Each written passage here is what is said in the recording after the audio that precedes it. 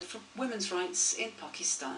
A new law unanimously adopted in Punjab has paved the way for support networks for battered women, telephone helplines, refuges and shelters, and female protection officers, even a provision under the law that men, not women, should leave the home when conflict arises.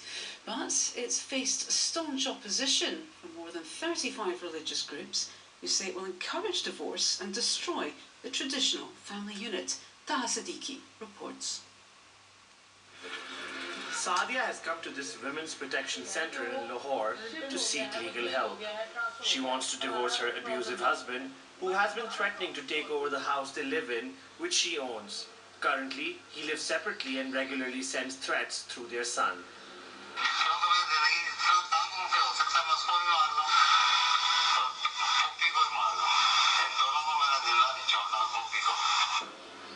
Saadia claims that the police have done nothing to help her. Instead, they support her estranged husband, but the lawyer gives her hope. You must have seen the new law from this year, which ensures that even during marriage, your husband cannot subject you to violence. And if he does, you can get the police involved, and he'll have to leave. The new law passed in February aims to protect women from physical and mental abuse. It dictates that only specially appointed female officers will deal with victims, instead of their male counterparts, who routinely dismiss such complaints by calling them family problems. I feel men have greater access to the authorities, and that's why the police collude with them and don't protect women. Asma Bukhari is the woman behind this historic law. She had to struggle for 14 years to get it passed, but now she scrambles to defend the bill, which religious clerics have denounced as un-Islamic. This is a war of two different mindsets. One which chooses politics over the misery of women, uses religion as a tool for its politics.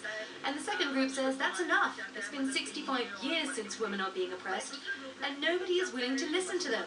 It's been 65 years now. Asma and her party members regularly appear on local TV shows to defend the law, where often the debate gets heated.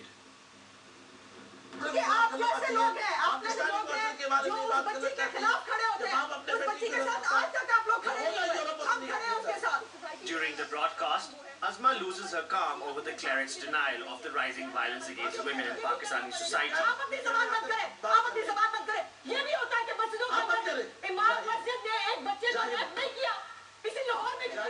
The law envisions an equal partnership between a couple, which clerics say is against the Islamic family value system. Calling it an invasion of privacy, different religious groups have set aside their differences and joined hands to pressurize the government to review the law. On March 15th, they gave the government an ultimatum to improve the law in accordance to Islamic values. They met at the headquarters of Jamaat-e-Islami, Pakistan's largest religious party. Farid Paraja was part of that meeting, attended by over 35 religious groups. This law is based on gender equality. Islam does talk of gender equality, but there can be no gender equality inside a home.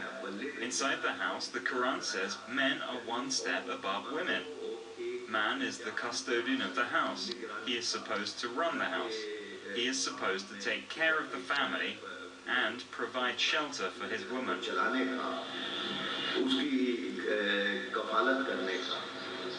These groups do not enjoy a majority in the parliament, but they wield immense influence in Pakistani society. To avoid conflict, the authorities have agreed to review the law. This has left many women's rights activists worried about the fate of the law. Every day, at least 8 women get raped in Punjab. 2 to 3 women get murdered daily. So there are a lot of incidents, and we need special laws to fight this violence. Activists warn that the Punjab government should stay put and point out to other provinces which have already passed such laws despite pressure from religious and extremist groups. The government should quit this policy of retreat and appeasement. Allowing the religious parties to dictate without any thought given to what they're saying results in these clerics getting unprecedented powers. And then they hold the state hostage. The Punjab government has privately assured women rights activists that the law will not change. However, Many feel accepting a review of the legislation is already a defeat.